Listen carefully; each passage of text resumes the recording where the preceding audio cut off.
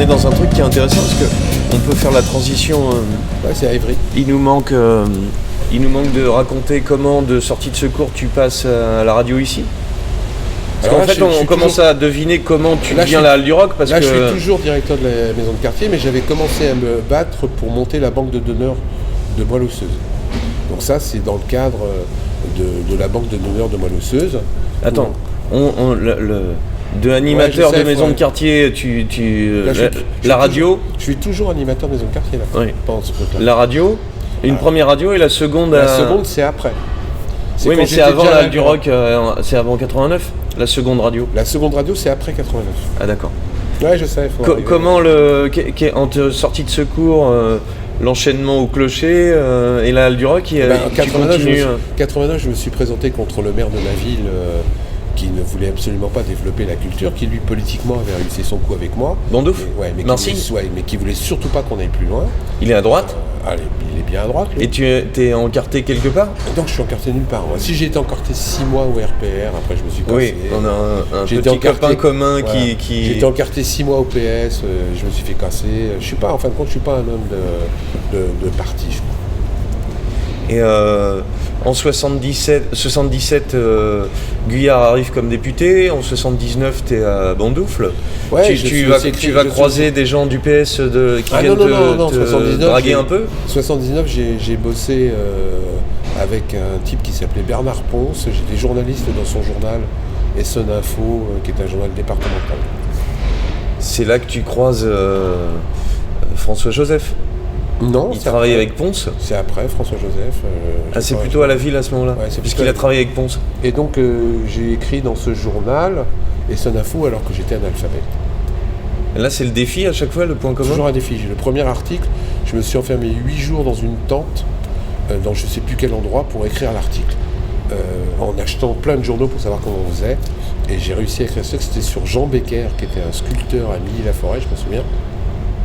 Et j'avais fait une page quand même sur le monsieur, c'est-à-dire 5 colonnes pleines, etc., etc. Et j'étais fou de rage parce que quand le journal est sorti, ils avaient mis sa mort avant sa naissance.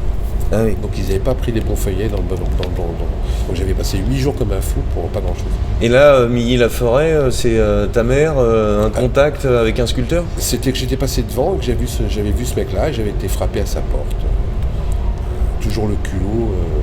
Derrière, en lui faisant croire que j'étais un super journaliste. Et donc il m'a accordé une interview. En quoi consistait le journal de Ponce? Bon, lui, c'était un journal, à mon avis, de propagande. Moi, je ne l'avais pas vu à l'époque. Qu'il fallait pas que je dise. Oui, c'est Moumoun. Et Zouzou. T'as vu, je travaille avant de venir. C'était le nom du ministre dont il fallait absolument pas dire. Tu veux dire, vu le surnom, il avait une vie qui n'était pas avouable. Ma question, c'est comment tu te politises ou comment tu rencontres la politique? Parce qu'à un moment donné... Il repère qu'à Bandoufle, tu fais quelque chose et le PS vient te chercher? Ah non, j'ai eu des longues discussions avec Jacques Guyard au démarrage. Mais comment tu le croises? Ah bah c'est lui qui vient me chercher. Voilà, il voit qu'il y a un truc à Bandoufle avec un mec qui se remue. Il comprend pas que je fasse des trucs humains avec un type qui s'appelle Marcy. Ce qui peut se comprendre comme remarque. Donc il est venu me voir, au départ je ne l'ai pas écouté. Et après je me suis aperçu que ce mec-là était sympathique. Et donc j'ai signé, je me souviens, ça a fait un clash dans la ville. J'ai signé pour soutenir sa candidature aux législatives. Donc on est en 77? Ah non, c'est après. Je sais que ça doit être 7 ans plus tard. Je sais plus, mais ça a été assez chaud avec le maire à l'époque. Est-ce que t'aurais dû être neutre et tu l'as pas fait? J'aurais dû au moins appeler à voter Marcy, puisque c'était mon employeur. Et Marcy se présentait... contre lui.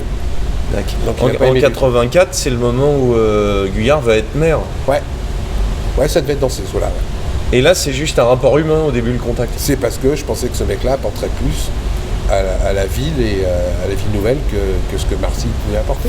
Et tu avais remarqué des choses qu'il faisait? Tu n'avais peut-être pas envie d'être dans une maison de quartier d'Évry? Non, c'est aucune histoire de carrière, parce qu'au contraire, si jamais j'avais été carriériste, j'aurais surtout pas signé ce genre de truc. Bon, si, et puis tu aurais pu juste après l'élection être directeur de maison de quartier à Évry. Non mais ça m'intéressait pas.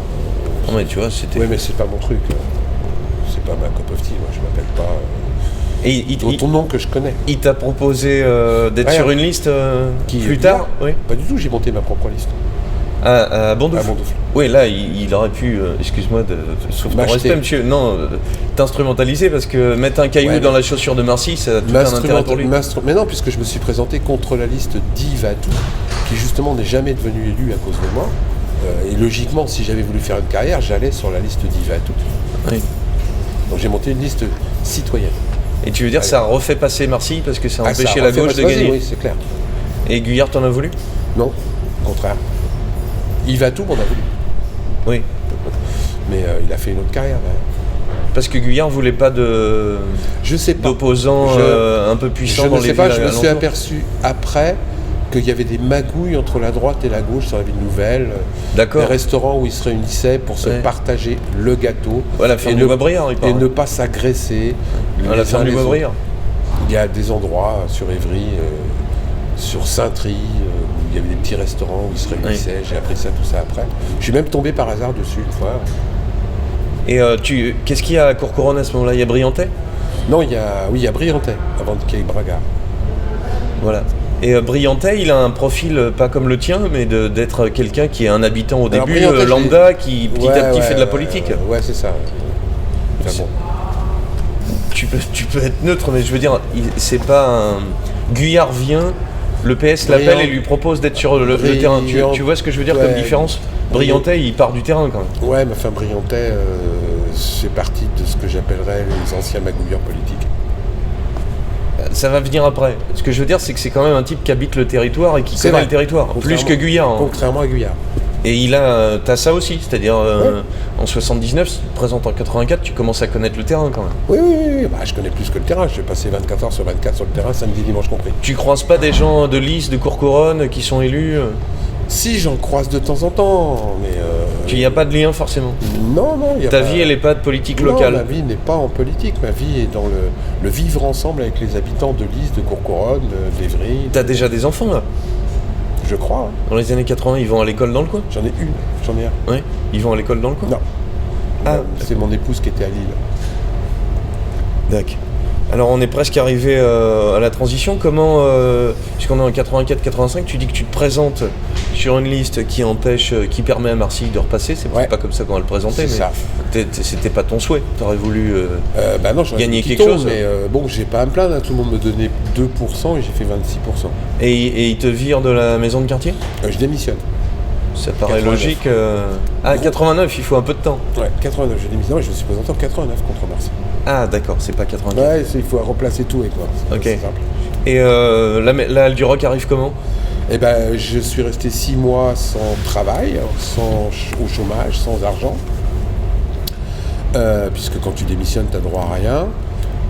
Et il y avait un truc qui s'appelait la Halle du Roc, qui avait été montée sous mon impulsion à Évry, etc. Et Jacques Guyard m'a proposé d'aller y travailler pour me tenir. Et il y a un mec qui s'appelle Potier, avec qui tu le montes? Ah non, c'est Potier qui monte ça sans moi au démarrage. D'accord. En repiquant mes idées. Et il est toujours à la Halle du Roc avec toi aujourd'hui? Non, Potier il est mort, il est décédé. Il n'y a pas très longtemps? Pas Patrick, non, c'est pas Potier qui s'appelait. Patrick Potier, il est venu après, non. Non, c'est pas Potier qui s'appelait. Comment il s'appelait Le type avec qui tu l'inities? Ouais, il a épousé Jacob, Patrick. Non, Patrick, il bosse toujours à la Halle du Roc. Mais il y a un autre mec qui était. Vous êtes deux au début à faire le truc? Non, je suis tout seul. Tout seul. Et je récupère une nana formidable qui s'appelle Pauline Mackenzie, qui avait été embauchée à la CA, qui savait pas quoi faire et qui était gardienne de caravaning. Oui. Attends, je vais te le retrouver tout de suite. Pendant 10 ans. Parce que ça me revient, mais j'ai pris des notes, cher monsieur.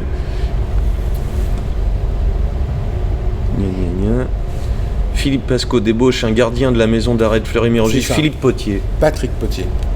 Mais pour créer une structure dédiée aux musiciens, avec les moyens du bord, les deux hommes qui étaient là accompagnés d'une gardienne de camping, Pauline Mackenzie, imaginent un lieu où les musiciens peuvent répéter en toute autonomie. C'est ça. Je sais pas où tu as trouvé ça. Parce que je travaille. Comment... parce que ce qui m'intéresse avec le Potier, c'est que comme tu sais... un peu toi, qui monte le truc, qui l'incarne. Ah mais c'est clair. Est-ce que tu as quand même besoin de mecs qui t'aident? Comment tu t'entends avec eux? Comment ils te détestent parce que t'es trop mégalo? Patrick bosse encore avec moi, donc ça fait plus de 30 ans. Pauline, il y a eu un petit souci parce qu'on a eu une interférence. Donc elle bosse plus avec moi, elle a pris sa retraite, elle est partie. Mais en général, les gens ils restent avec moi. J'ai pas de souci. Donc, Parce que là, les projets que tu montes, à chaque fois, tu as besoin d'aide. tu peux jamais rien faire tout seul. Donc il faut toujours arriver à entraîner des gens avec toi pour arriver à faire des projets. Ils sont bénévoles souvent d'ailleurs.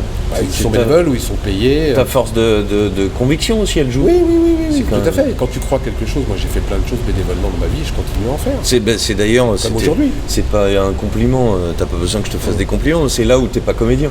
C'est là où tu fais de la politique vraiment. C'est-à-dire, quand les gens disent tu peux être comédien, quand tu t'accroches à l'église, il y a de la comédie, mais il y a quelque chose où tu veux porter quelque chose. Il n'y a que de la sincérité qui est habillée de façon médiatique.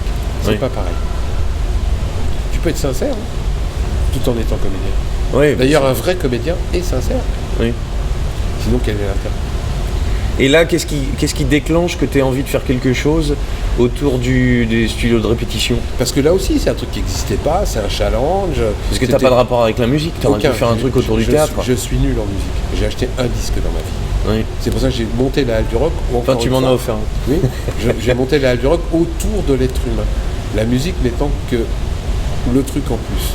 Oui. Et c'est pour ça que ça a marché.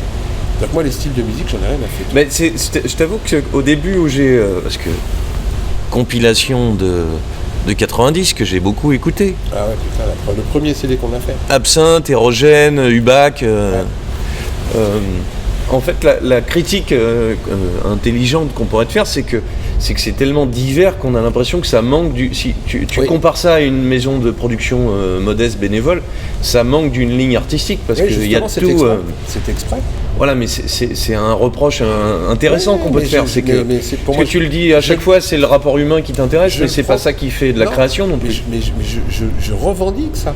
Parce que moi, justement, le travail que je faisais n'était pas basé sur l'argent. Non, pas argent, mais tu pourrais avoir quelqu'un qui a un avis artistique qui pourrait dire les petits gars qui font de l'accordéon congolais, ils pourraient jouer avec les mecs qui feraient ça, qui entraîneraient. Je l'ai fait ça. Oui, mais tu dis qu'à chaque fois c'est plutôt c'est plutôt un lien humain qu'un choix artistique. Quand j'ai mis des gardiens de prison qui répétaient la du rock, avec d'anciens prisonniers, et des mecs qui faisaient du reggae, je veux dire, si ça c'est pas les mélanger, qu'on m'explique. Sauf que j'ai pas eu besoin de monter de concertation avec un psychologue, avec un état d'esprit. C'est pas ce que je te dis. Ce que tu dis, c'est que ce qui fait le lien pour toi et qui est le plus important, c'est le rapport humain. Mais oui, l'être humain. Mais ce que je dis juste, c'est que si tu avais un goût particulier, je sais pas, de reggae, tu pourrais très bien dans un groupe de hard rock repérer qu'il y a un batteur, et pour des raisons musicales, même s'ils s'entendent pas humainement. Mais je m'en fous des raisons musicales. Et ben c'est ça que je voudrais comprendre. Mais j'en ai rien à péter. Vu que tu montes la Halle du Rock, on pourrait penser que... Mais comme la musique, c'est pas un genre, c'est un état d'esprit. Vous n'avez pas compris encore. Moi, j'en ai rien à foutre. La Halle du Rock, il y a des gens qui faisaient de la musique comme des Cressel, qui ont eu autant de droits que les mecs qui faisaient de la musique intelligente. Oui. Encore une fois, la musique, c'est quoi ? C'est ton truc personnel. J'ai toujours dit que même si tu tapes sur des casseroles, je prends si tu respectes les règles. Ça, c'est pour jouer, enregistrer. Mais pour publier un disque et faire un choix... Mais j'ai publié des choses que personne n'aurait publiées. Quand j'ai publié le groupe RFC, quand on a produit le groupe RFC, Résidus de Fausse Couche, qui étaient des chauffeurs de bus de la RATP. Que j'ai emmené en Russie. Que j'ai emmené en Russie, qui chantaient des chansons paillardes. Jamais personne n'aurait voulu publier. Quand j'ai publié ces gens-là, je l'ai fait. Et pourquoi artistiquement tu le fais ? Il n'y a pas de raison artistique, c'est humain. Quel est le mot artistiquement ? C'est quoi artistiquement ? La différence artistiquement, c'est quand c'est reconnu, quand c'est pas reconnu. Non. Le type qui fait une sculpture tout seul dans son coin, pour moi, il est aussi artistique que le mec qui est reconnu par 100 000 personnes. Ah bah je vais te répondre parce que c'est un sujet que je connais bien. C'est la différence entre la pratique amateur et la pratique professionnelle. C'est pas d'être connu ni d'être payé qui fait que tu es un professionnel. C'est quoi ? C'est le rapport à ce qui s'est passé avant en fait. Si ce que tu produis je te donne toujours le même exemple. Tu viens et tu me dis tiens, je voudrais faire de la BD, cool. Je voudrais raconter l'histoire d'un aventurier reporter qui aurait un petit chien blanc. Oui. Ah ben, c'est possible, tu peux faire ce que tu veux, mais je serais toi, je lirais un peu des bouquins. Oui. Voilà. Et donc l'artistique, il arrive à partir du moment où tu te confrontes à ce qui est autour. Et très honnêtement, je te dis pas que c'est un problème. Ce genre de discours, je m'en fous. Ouais, mais tu sais, en plus, passer pour un con enregistré, je m'en fous du moment que tu expliques ce que tu fais, c'est ça qui m'intéresse. Comment il y a une ligne qui se fait pas, en fait, c'est une ligne humaine. Voilà, il n'y a pas de ligne artistique, il y a juste une ligne humaine. Après, si vraiment tu jouais comme une crécelle, je prends pas. Il n'y a pas beaucoup de rappeurs, par exemple, à la Halle du Rock. Pas parce que les mecs, mais parce que les mecs veulent pas respecter les règles. Oui. Et que en plus, ce qu'ils font, c'est pondu la veille voilà, avec 50 000 fautes d'orthographe, donc dans ces cas-là, je leur demande de revoir un peu leur copie. Mais t'as croisé, je te l'ai fait rencontrer, il me semble, Sico, qui fait son studio, c'est du bon travail quand même. Oui, il y en a quelques-uns qui font du bon travail, mais dedans, il y a aussi pas mal de déchets, quoi. Oui. Oui, j'ai écrit une chanson, les gens cul de ma mère, tous les flics, c'est des cons. Assis-toi, en parle. Tu vois ? C'est aussi ma liberté de ne pas produire ce que je veux. Oui, et puis ça fait le lien avec ce que tu as fait avant, c'est du lien par la culture entre des gens. Et puis, pour le fait que les gens veulent faire des trucs, pas uniquement pour faire du fric. Alors par contre, sans te pousser à en rajouter, j'imagine que s'il n'y a pas de ligne directrice artistique, si tu permets que je dise ça comme ça, soit les gens à l'agglo en culture vont te prendre de haut, C'est qui s'est souvent passé, ouais. Voilà, soit ils vont vouloir te récupérer en disant l'idée est géniale, mais on va le faire bien. C'est ce qui s'est souvent passé aussi. Et Baudouin déjà, dans les années 80-90 Baudouin, Guyard, tous, ils ont tous essayé de récupérer, et j'ai jamais cédé. Par exemple, à Halle du Rock, il n'y a toujours pas de signalétique. Oui, c'est ce que tu dis. Mais pour le studio lui-même, moi je dirais qu'il y a quand même deux choses dans la Halle du Rock. Il y a le fait que ce soit un lieu où on vient répéter avec les règles dont tu parles, la rencontre qui peut se faire, et le moment où tu produis des clips, des disques. Il y a des élus qui, à une époque, voulaient que je fasse... voulaient que tous les parkings, ça marchait tellement bien, ils voulaient que tous les parkings de machin soient des studios de répétition. J'ai refusé, pour pas faire de l'industriel. J'ai des élus qui voulaient que je fasse signer tous les groupes pour pouvoir les verrouiller, pour pouvoir faire de l'argent, pour pouvoir les revendre. J'ai jamais signé de contrat avec les groupes. C'est le respect de la parole donnée. Et ils n'ont pas réussi à te mettre un adjoint ou un truc qui ils ont fait essayé. que... Guyard a essayé de me contrôler, ils ont tous essayé de me contrôler. Et t'habites toujours Bondouf quand tu es à la Halle du Rock ? Non, là maintenant j'habite Bondouf. Après Bondouf c'était un peu plus tard. Mais j'habite toujours Bondouf. Et donc la Halle du Rock, c'est avec l'Aglo, le SAN de l'époque. La CA, ouais. Donc la Guyard vient te chercher, t'étais au chômage, il dit tiens ce que t'as fait, on peut ce truc-là, on n'arrive pas à le gérer. Comment il s'appelait le mec qui avait piqué mon idée, qui est mort depuis. Bon, c'est pas grave. Oui. Donc ils n'arrivaient pas à faire décoller ce truc-là parce qu'il manquait la locomotive. Et indépendamment de ton immense talent, bien sûr, ce que je voudrais te savoir, c'est qu'il est arrivé un peu la même chose à Mora, il est arrivé la même chose à d'autres gens, c'est-à-dire que la ville nouvelle est en train, on est fin 80, elle est en train de se structurer, et moi, vu de l'extérieur, je trouve ça très étonnant que Mora, c'est un animateur de maison de quartier, qui a monté des cours, qui petit à petit ont grossi, et en fait, l'Aglo va le voir et lui dit... ça te dirait d'être le responsable des arts plastiques sur toute l'Aglo. À l'époque, ils avaient besoin de talent, il n'y avait personne. Oui, mais ce que je veux dire, c'est qu'ils auraient pu créer le truc. Mais non, mais ils ne savaient pas, ces gens-là, ils ne se connaissaient pas, donc ils ont été cherchés. Et ça a été l'intelligence de Guyard. Ah oui. D'aller chercher des gens de terrain qui savaient faire le truc. Ça a été l'intelligence de Guyard. Et Mora, il a développé son truc comme un fou, il a super bien bossé, parce que s'il n'avait pas été là, ça ne serait pas développé. Oui. Mais dis-toi bien qu'à l'époque, il n'y avait rien. Rien. Oui. C'est nous qui avons créé la culture à quelques-uns. C'est nous qui avons créé l'effervescence de la culture sur la ville nouvelle. Sinon, il n'y avait que dalle. Là, je te suis sur l'énergie et l'envie. Par contre, à quelques-uns, le bémol qui arrive juste après, c'est que faut les mettre ensemble, les mégalos, et il n'y a pas de projets transversaux qui se font jamais. En fait, c'est des petites forteresses. C'est des forteresses isolées. On a donné la clé à des petits barons qui vont faire ce qu'ils veulent. Et je reconnais que moi, j'ai toujours bossé tout seul et que j'ai très très peu bossé en collaboration avec la façon dont on voulait le faire. Oui. Effervescence, j'ai jamais participé, je suis jamais rentré dans les groupements musicaux locaux, etc. Parce qu'après c'était des trucs qui devenaient trop administratifs et ça me gonflait. Oui. Faire 50 réunions. T'aurais pu avoir un autre adjoint de confiance avec qui se tape les réunions et une partie relations publiques. Non, les gens qui bossaient avec moi fonctionnaient toujours comme moi, donc ça nous a jamais intéressés. Oui.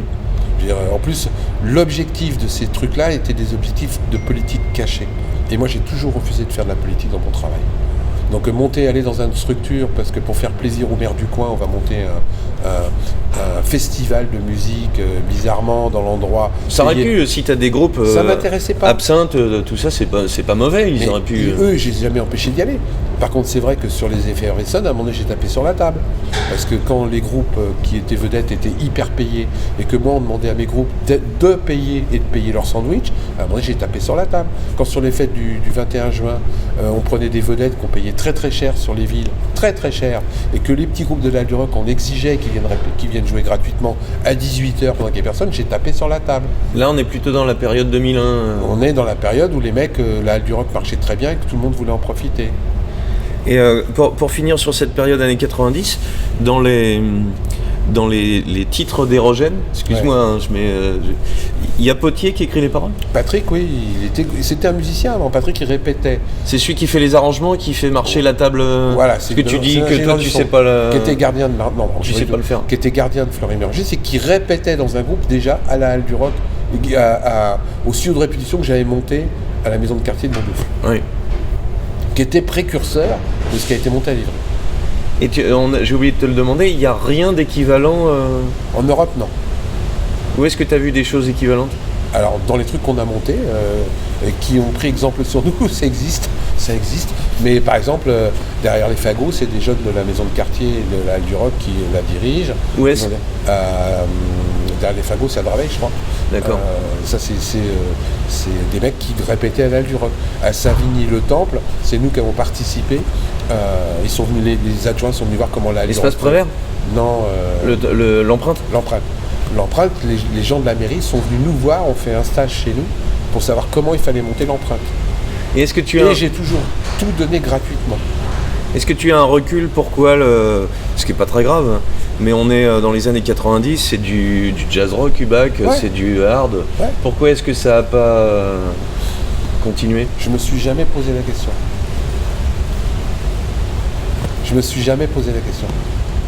C'est leur. Érogène a éclaté. Il y a des choses quand même. Alors, on n'a pas Érogène, abordé les connus quand même. C'était le groupe de. Mister Gang. Ah bah Mister Gang, oui, il sort de la Halle du Rock. Ça a marché. Silmaril, ça a bien marché aussi. Il marche toujours d'ailleurs. Ouais, bah Silmaril, je connais encore mieux. C'est que c'est une mésentente entre le groupe. Ouais. Et puis on en parlait à propos de nos copains d'Ebena, c'est que tu m'expliquais qu'il y a un moment donné où ils travaillent à côté, faut répéter en même temps. Il y a une tension familiale qui fait que tu sors tous les soirs au lieu de faire la vaisselle. C'est pas ça. Et comme le truc se met pas à marcher tout de suite et à faire assez de dates pour nourrir, ça commence à créer des distorsions familiales entre guillemets. Qui fait qu'il peut y avoir changement. Changement dans les groupes. Est-ce qu'il n'y a pas eu un peu ça des groupes locaux sur la MJC de Corbeil un peu? Sans doute, oui. Tu n'as pas forcément espionné ou vu des choses ou été écouté? J'ai jamais eu le temps d'espionner. Toi, les mecs, ils viennent à toi? Oui, moi je trace ma route. C'est pour ça que la carrière à long terme des mecs, soit tu as gardé contact, soit ça s'est pas fait. Mais après, c'est leur conscience, c'est eux. Il y a plein de mecs qui ont eu des carrières ou en solo ou dans d'autres choses. La Halle du Rock, c'est toujours un endroit qui te permet d'attendre, de te former. Mais moi, je suis pas là pour diriger ta vie.